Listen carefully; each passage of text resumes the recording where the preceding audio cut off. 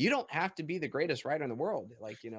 But if you have information or you have experience that people truly care about, then you become the most sought after point. And so when I took that understanding and I applied it to Amazon and book writing, instead of me just sitting down and saying, I'm going to write whatever I want, I instead asked, what is it that people want to read on Amazon and that they're not being served? What if writing a book is not just a way to transform the lives of many people, but also a way to create financial freedom and leave a legacy? Wouldn't you want to find out just how to do that? Well, that's what this show is all about. Hi, I'm Hennika Watkis, Porter speaker, coach, author of Podcast Power, and the host of the Entrepreneurial You podcast, inviting you to listen to the Entrepreneur Secrets podcast, brought to you by C. Ruth Taylor, best-selling indie author and the Caribbean's most trusted voice on entrepreneurship. Tune in for inspiration, information, and innovation to write and win with books. Get ready to dominate entrepreneurship. Hello, and welcome to episode 3 of the Entrepreneur Secrets podcast. I'm your host, C. Ruth Taylor, and this is a show where we empower independent authors in the Caribbean and the diaspora to win with books beyond book sales and dominate entrepreneurship. We want to make the Caribbean the home of independent publishing, as we think indie first before traditional publishing in most cases. Coming up in today's show is an amazing interview with someone who has built up a tremendous resource site and has created some essential tools for indie author success. He has taken everything he learned over the years working with publishing companies, New York Times bestsellers, and more, and packaged it all on a site called Kindlepreneur. So our guest for this week is no other than Dave Chesson, and I am one of Dave's biggest fans. So if you hear me fangirling in the interview, just bear with me. Before we go into that interview, let's have a word from our sponsor, Frame Art Jamaica. Come to Frame Art Jamaica Limited for your one-stop framing, graphic design, and printing needs. We frame photos, certificates, paintings, t-shirts, and so much more. You can also get high-quality prints and framing done in a quick turnaround time to fit your budget. Visit Frame Art Jamaica at 22C Old Hope Road, Kingston 5. Weekdays 8:30 a.m. to 6 p.m. Call us at 876-929-3058 or visit us at info@frameartjamaica.com. Serving you for over 30 years. So just want to remind you, if you need your media kit created, those pictures, and if you need to frame your quotes or things like that, check out Frame Art Jamaica. And now let's go to the interview.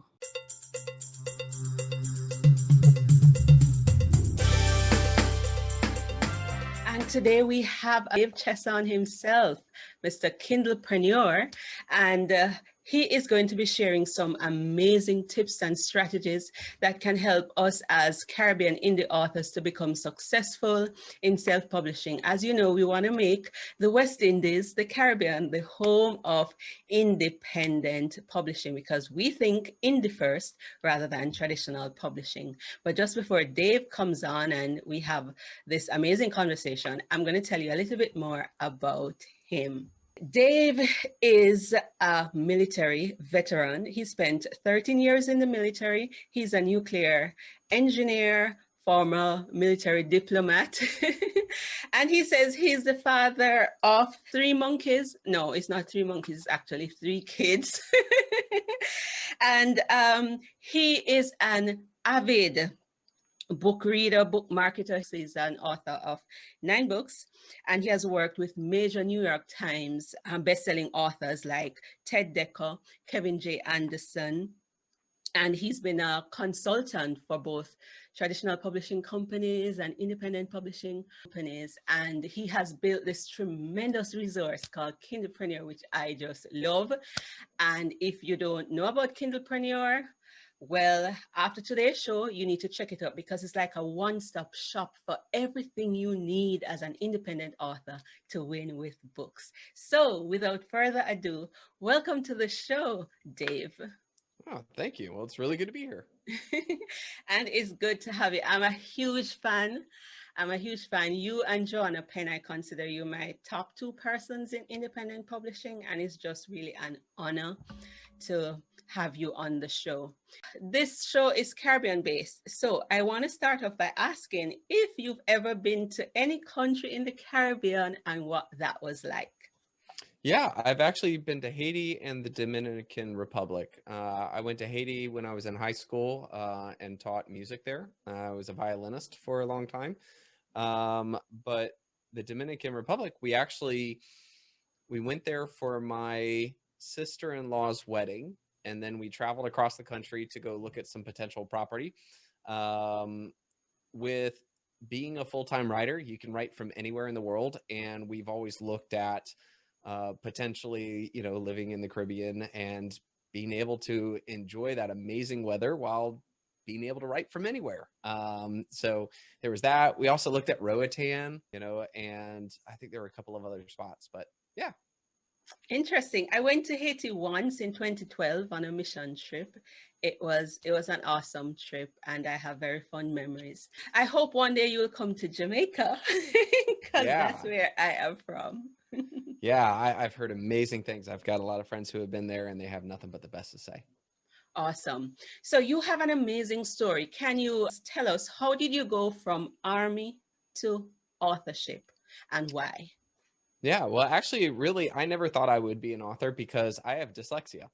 So I grew up as a kid believing that English and writing, that was just not my thing. I was not made for it. So I went into engineering, to get as far away from writing as possible. But it doesn't mean that you lose that ability or that desire to write. And so it always carried with me. Now, while I was in the military, the U.S. military just kept sending me to different places, but they kept sending me places without my family. And that was kind of a problem. My wife finally said to me, she's like, "Hey, Dave, like, what are you doing this for? Are you like trying to be an admiral? Are you like, what is it?" And I was like, "No, actually, I'm just doing it to do it." She's like, "Well, we're missing a lot of time with you. And that's kind of a bummer." And I said, "You're absolutely right." So it was at that moment, I was actually deployed in Korea at the time. And I said, I got to find something. And I didn't want to leave, this traveling 9-to-5 job to just jump into another traveling 9-to-5 job because that doesn't solve the problem. So we started looking at, how do I start making money? And more importantly is, how do I create this exit strategy from my regular job? With me being in Korea, I needed something that I could do that wouldn't require me to be online all the time to answer questions. It needed to be something where sales could happen while I was awake or asleep. If the Navy had me on a ship, my business could still run. And so we looked at all of these potential boundaries, and we realized that one area could be to write and sell books on Amazon. I mean, I could write, and sure enough, I wrote my first book while out to sea. And so obviously you can write whenever you can fit into your life. And when you put it up on Amazon, Amazon sells it. They take care of the shipping. They take care of the customer service. Like, all you got to do is put it up there. You can do marketing when you can, but if you stop, it's not like the business collapses. It's not like, all these things happen. So I was like, oh, this is great.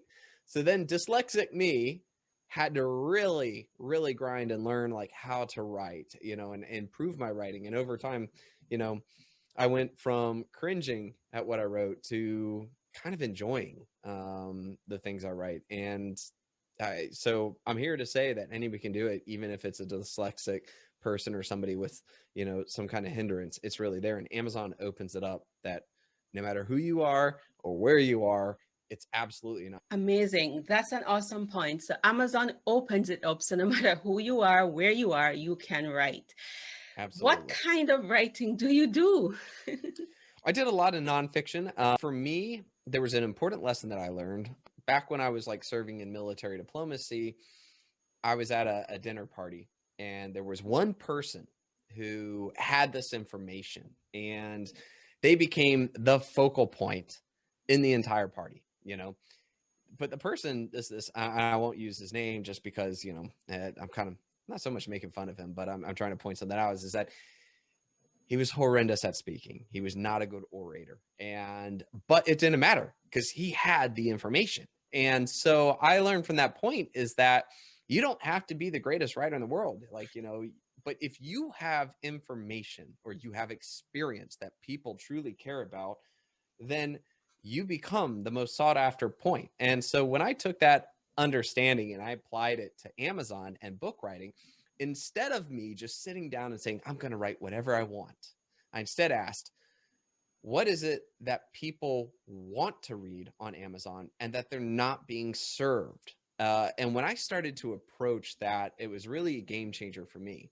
Now, if you're Ernest Hemingway and you can write whatever you want, you can sit down and write whatever you want, you'll do fine. But I'm no Ernest Hemingway. I just can't sit and write about a purple flower and people love it. I'm just not that good, not that creative. But when there's people who really need to solve a problem and you can explain it, you got it. So that was my angle. I love that, because that is exactly what I tell authors, that you don't need to be a literary genius to write a nonfiction book. You need to be able to solve a problem, or you want to address an issue, and you just need to have that organized, nicely edited and all of that jazz, and it will work. So you don't have to tear your brain out and begin to compare yourself with Shakespeare and Ernest Hemingway. With nonfiction, for me, it is just so much easier and I prefer it. So Absolutely. I hope those who are listening will just hear that and know that you can do it, and start off with nonfiction, and then maybe you can branch off into fiction later. Or like me and Dave, just stick with nonfiction. It's easier. All right. So we're encouraged by the fact that a dyslexic person is able to write books. And not only that, you have learned the art of just really marketing books really well. I used to listen to your podcast, and you have developed all kinds of tools and strategies and resources to help us to market books. Talk to us about some of what you've developed to help authors to just excel, because authors are scared of marketing, and this is your era. So talk to us. Yeah, well, 5, 6 years ago or so, publishing companies had all the power. They had access to more information. They knew what was going on in the markets. They understood trends. It kind of left a lot of us self-publishers just kind of writing and putting it up there and seeing what happens. So one of the first things I did was, I created Kindlepreneur.com, and my goal was to create articles that not only teach people what to do, but gives them enough information to be able to turn around, take action, and see results. So you'll see I've got this article we just published on how to write a children's book. And let me tell you, it leaves no stone unturned. And it's just because I don't want people to start reading an article and falter or not feel like they have the confidence to move forward. So, that's one of my core tenets on anything I write for Kindlepreneur.com. But on top of that, though, is that I've also learned too, is that the majority of authors are not number crunchers. They don't love Excel sheets, and things like that. So there are a couple of times where when you really have to crunch the data to be able to understand the market, or, just to learn who's typing what into Amazon and how many people care about that kind, or what are the chances that your book, all of these things, we could give giant equations, but that doesn't work. So I started building some software that will allow people to get this information without having to use crazy numbers or Excel charts. My first tool is a free tool called the Kindle Calculator. And, if you just type that into Google, it should show up number one. But what you can do is that you can take the Amazon bestseller rank of another book, put it into the calculator, and the calculator will actually tell you how many books that day it sold. This can be really cool because for authors, you can use it to kind of look to see, hey, how successful is this other author? Or, I have this book idea. Let's see if books that also discuss that are actually making any sales. Mm-hmm. This can be it can really help save you a lot of time, effort, and agony. A while ago, there were like a couple of books on Amazon. I think they're still on there, but it was called How to Tie a Tie. And, you know, people, they wrote this book on how to tie your tie.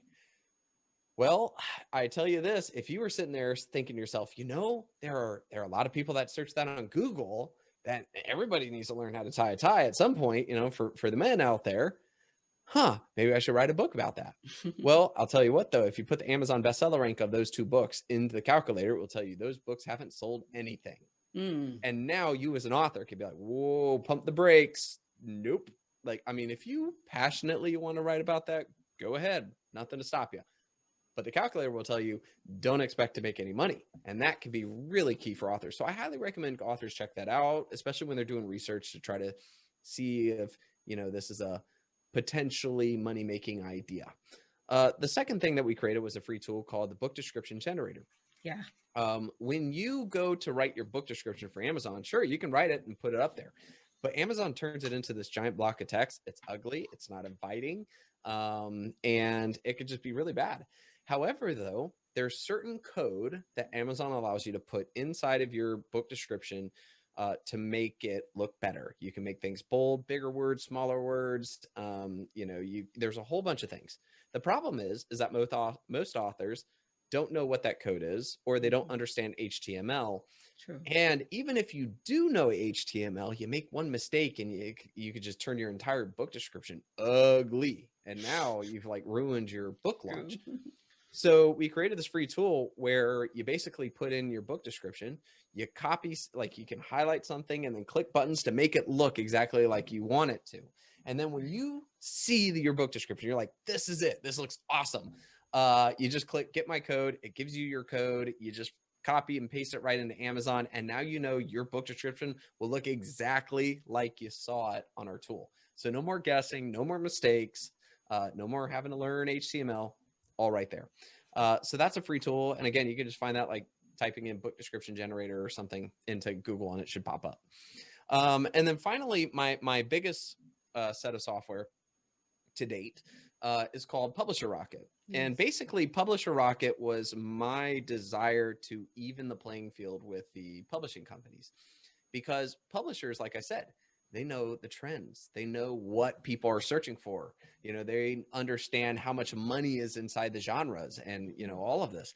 So I basically created exactly that. It's a software. It's a one-time fee of $97. So it's not a subscription. You get that for life.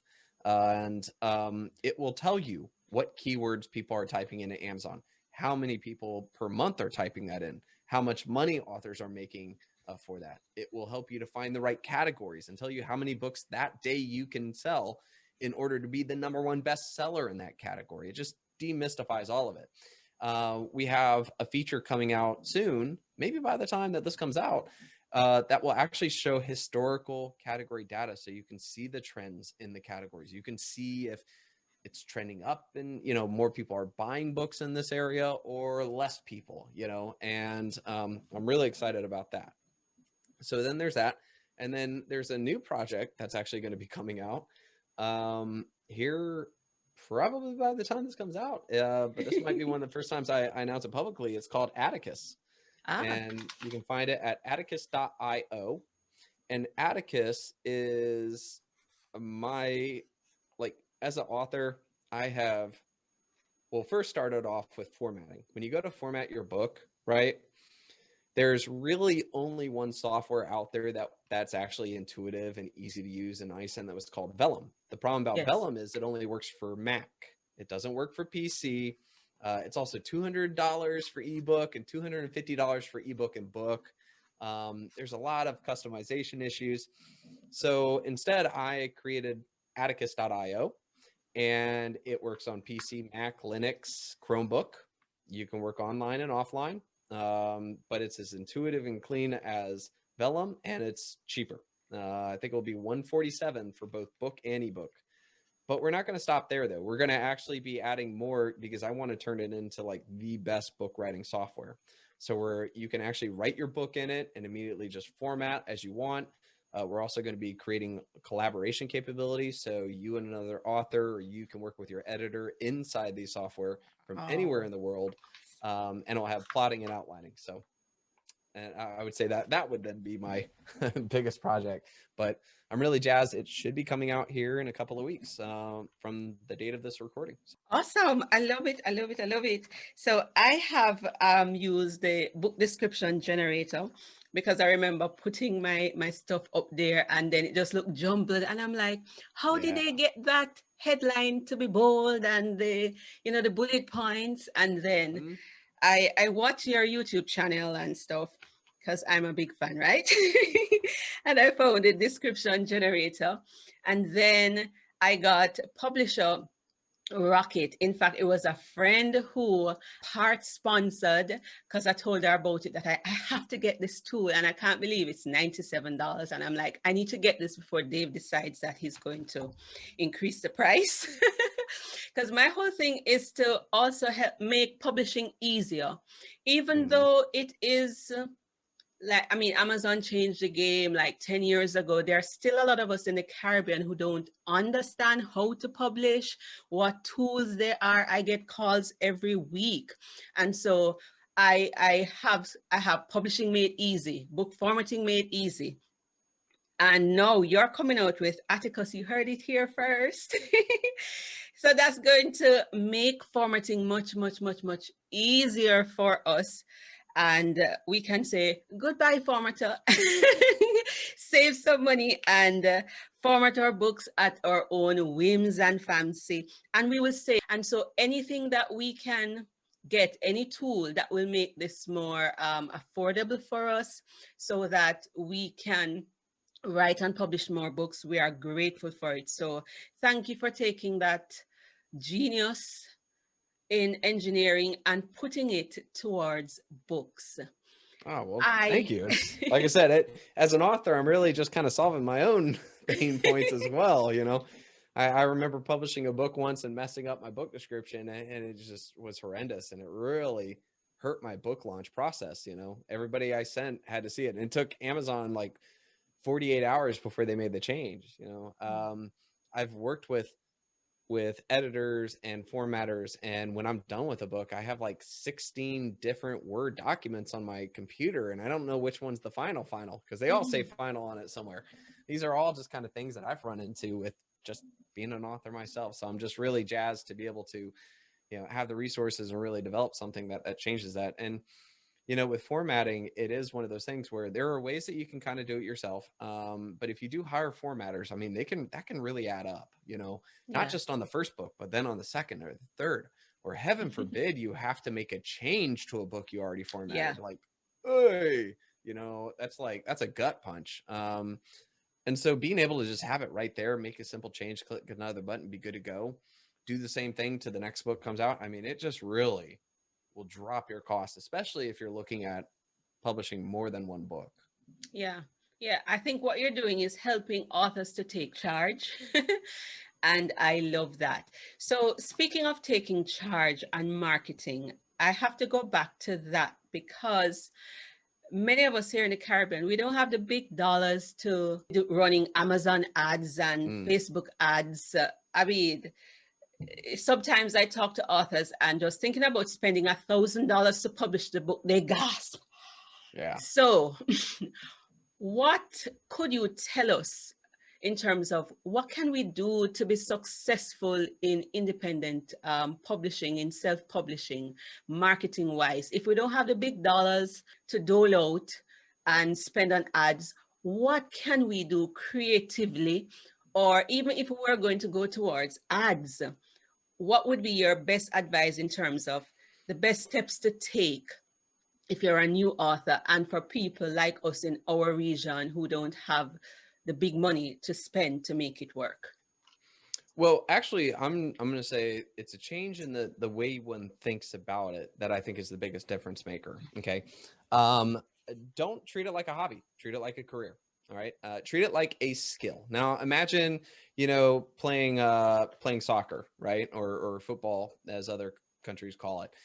You can't just show up to the soccer pitch and all of a sudden start playing amazing, right? I mean, it's just not the way. Instead, you got to practice, and it's not just, you got to learn about the game and then you got to get experience playing the game and playing it over and over. But let me tell you though, playing that game every day, you know, for a couple of years, all of a sudden you're just going to be that much better than everybody else. Like, it's just that way. That's how it works. That is the best analogy for being an author. And it's not just your writing, it's also your marketing. Okay. A lot of people will start this with this belief that I'm going to just, first book, I'm just going to knock it out of the park. Some people do. Some people do. Most people, though, they see some success, and then the second book, they see more success. And the third book, they see more success. And these things just start stacking on top of them. Where this is a really important factor for most authors is that, let's face it, you may have a hiccup. You know, you may have a bummer. But if you're really in it, you know, just like, you know, you lose a game in soccer. But if you're really in it, the next time you'll beat that team, you know, you'll beat that person. And I think it's a really big change. And so to bring all of that back to your actual question, I think that protracts into everything we do. So we talked about Amazon ads, and you're right. You know, if you have to spend $1,000, that could be a gut punch. However, though, if you've taken that time and you've really learned the system and you have, you know, spent time just working on it, not just dabbling, but working on it, spending $1,000 could easily equate to $3,000 or $4,000 in sales directly. And now at that point, that's not a bad thing. You know, if I told you, hey, if you give me 1,000, I'll give you 4,000. That's I'm sure you would take that in a heartbeat, and especially if I said that every month. Whereas a lot of people will just kind of try it and they'll say, oh man, you know, I didn't see my first ever try, and I didn't see this positivity, and they'll just back off of it. And maybe they don't go back to it. Same thing with, like, you know, any other book marketing tactic out there. If you dabble in something, you're not going to get as high of an ROI that's out there. Okay. However, though, when you really dig into it, you learn, you gain experience on it, then you start to gain intuition. And in terms of book marketing, intuition is gold. You know, you'll be able to make the right decision sooner, you know, than somebody who doesn't have the intuition. So I would say that just that little mind shift can really change that. Now, to answer your question directly, if you're like, okay, that sounds cool, Dave, but give me something practical. Yeah. I absolutely love collecting email. I think email is one of the best marketing tactics. And when you write your first book, okay, work really hard to find a way to convince somebody to sign up for your email list. All right. Because this can be a giant stream of income, as well as making marketing so much easier the next time and the next time and the next time. I spend a lot of time thinking about how I can convince somebody to sign up. Okay. Now, don't just put in there, hey, if you like my writing, sign up for this. Like, that doesn't do anything. However, though, in nonfiction, I highly recommend that you create a free course for someone. Okay. You can use like thinkific.com. They have a free course, or you're allowed to set up a course on them for free. You don't have to pay a thing, you know, you just can't charge people, but they can sign up for free. So what you do is that when they sign up for your email list, you send them a link so they can access the course. Now, what I call this is a free companion course. All right. It's where I'm going over some information that's inside the book. Now, let's think about how much better that book's going to sell. If I'm looking at book A, which is some other person, it's like, say it's how to lose weight. Okay, cool. Or I'm looking at book B, which is your book. And it's not only how to lose weight, it also comes with a free course. Oh yeah, you better believe I'm going to choose book B all day, all long. And then put that in your book description. Comes with a free companion course. Now, when they buy the book, they have to sign up with their email list. But what's really awesome about this 1-2 punch is that now they read your book, you know, and they've signed up. You've got their email, but now they're seeing you and hearing you, and they're learning from you. Okay. That could be super powerful because now they're more attached to you. They've learned from you. They've had many interactions. I call them digital handshakes. So that's one great way. The other thing is that maybe you're like, well, I'm just not a video person, or I don't want to be on video. Or you're worried about your voice, whatever those hindrances, then what you can do is you can create like a handbook, a little, you know, notebook, you know, that they can download. There can also be, I love when a good nonfiction book offers me the cheat sheet, or, you know, the condensed notes, because when I read a nonfiction book, I want to learn and study. And if you've got it all listed out, sweet, I can put down my pen and I can just read, and then I can go through your notes and learn from there. those can be great. You can also offer case studies or extra information, but there's a lot of things you can pack in there. I know that there's probably not a lot of fiction writers per se, maybe on this listening, but for those that are fiction writers or thinking about it, I 100% recommend you write a side story to the book you just wrote. It could be a prelude, it could be a post credit, it could be some inside story, but don't just write some random short story and offer it. Nobody cares. That, like, they don't love your writing enough that they're just going to read any story you wrote. But if I just read a story that I like of yours and you've got some little extra something out there, oh, I'll sign up for that. Sure. You know? And so these things can be really good. Now, once you get this email, okay, once you get their email, there's a lot of opportunity for you to grow financially from it. You can either, you know, of course, you can always email out your next book. You can also email out all those people and ask them to please leave a review on Amazon, because reviews are very big. And most readers, I mean, they must have liked your book enough to sign up for your email, right? So obviously you're going to get some good 5 stars there, but those probably, they haven't left a review. So just sending a friendly email, just letting you know, hey, click this link, please leave a review. That would be amazing for me. You know, yada, yada. Great. Now you're going to like auto generate reviews just from setting that up as an autoresponder. And then on top of that too, is that you can use the email to sell other things, not just your book. So you were talking about your course. Yes, that would be phenomenal. Or you could also, maybe you don't have a course or a product yourself. You can become an affiliate of somebody out there and then sell their course. And now you're not just making money from your book, you're making money from either your product or affiliate. You can point to, courses, affiliates, you name it. But the key is that there's so many opportunities for you to turn that email list into a money-making machine. Awesome. I could talk to you for another hour, but we don't have an hour. But you have really shared some amazing tips. And what you just did was just to flip it and sync it with authorpreneurship, which is about leveraging your book. So it's not just a traditional thing of ads and that kind of thing, but convert your book to a course, build your email list, build a reader tribe or a community. And there are a ton of resources. Start with Kindlepreneur.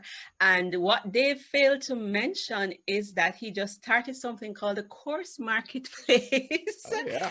So that is even more tied and aligned with what we are saying. So Dave, I just want to thank you for coming on and sharing all these nuggets of wisdom. But just before we go, where can we go to find out more about you online and get your books?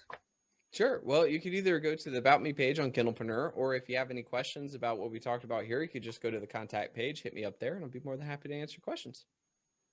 Thank you so much. And don't forget to go to his YouTube channel, and you can like and subscribe to it as well.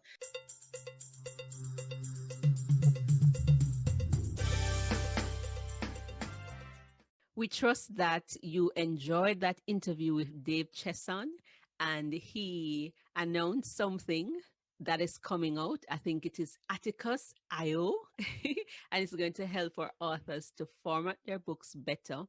And you can go to Dave Chesson's website, Kindlepreneur, and get courses. You can get Publisher Rocket and a number of other resources.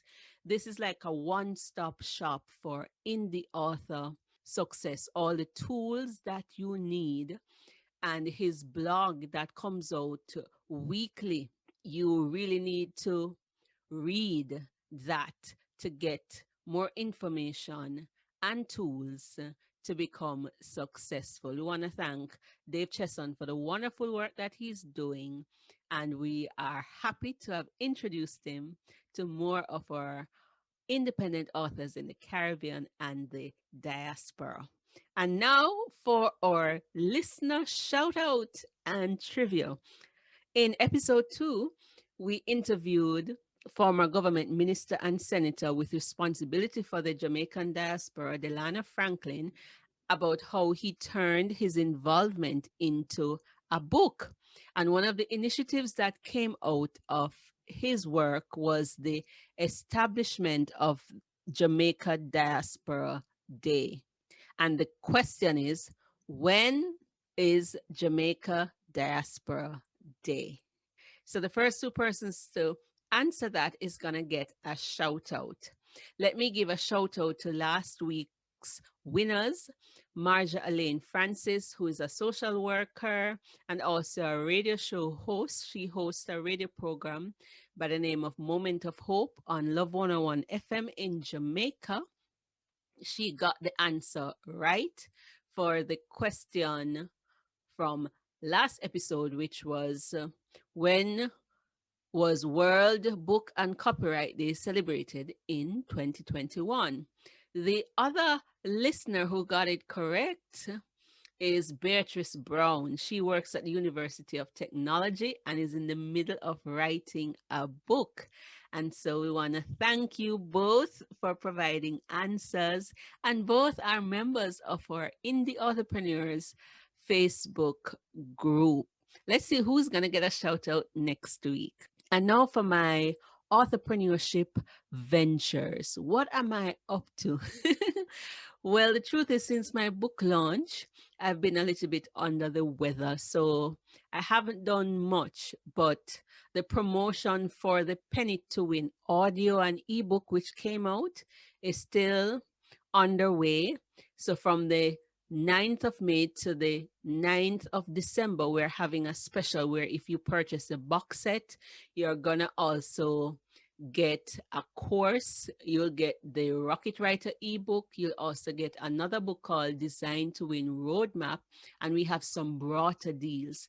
These barter deals, depending on how many persons you get to purchase a box set, if you get 50 to 1,000 persons to purchase, you stand a chance of winning a book publishing deal.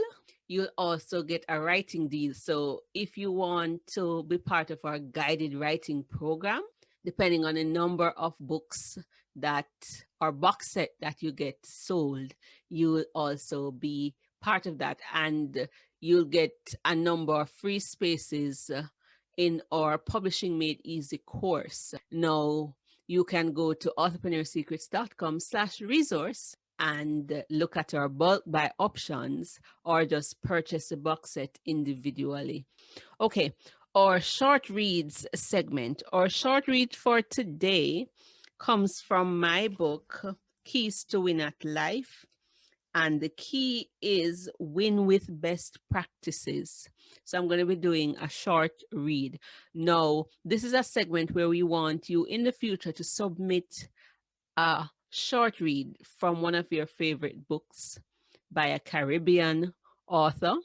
And so you can send in your submissions. Go to entrepreneursecrets.com/contact. Send that to us. So this key is win with best practices. This is closely aligned with using templates and models to win. For example, whenever you are starting a business, engaging in a new venture, or attending a new school, it is always good to find out what are the best practices and seek to follow them. Best practices are practices that generally bring outstanding results. If you operate by best practices at home, school, or work, you will win. What are the best study practices if you're a student? Why not talk to older, successful students to find out what study techniques they use to pass their exams, or which ones they would recommend? If you're a cook, then what are the best cooking techniques? Why not talk to a successful chef about their techniques or research the best cooking techniques and follow them? If you're a manager, why not investigate the best management or leadership practices and follow suit? When companies or individuals follow best practices, it will help them to maintain standards of excellence because they're following what has been proven to work. Why not apply this key to every area of your life? My friend Dee is excellent at using this key. When she decided to become an author, she studied self-publishing. She got her questions answered and employed the principles she learned, which resulted in the production of her first book, which has been doing really well. He who does not know the road to a stream should be guided by pieces of broken clay pot. That's an African proverb, and that's our short read for today. So that's it for today's show. Thanks for listening. Remember, you've been activated for greater. Now go forth and pen it to win it and dominate authorpreneurship. Ta for now. Until next time. I'm Tamara Francis, educator and editor. Don't forget to rate, review, subscribe, and share the podcast with your network. If you'd like to increase your impact and income with books, visit authorpreneursecrets.com for more resources, including the books Pen It to Win It and Authorpreneur Secrets. Join the Authorpreneur Secrets Academy membership group for courses, coaching, and community support to write, publish, and win with books. Enrollment is in January and June each year. You may also sign up for one of Ruth's Publishing Made Easy courses or private coaching to write and publish your next book. Until next time, go pen it to win it.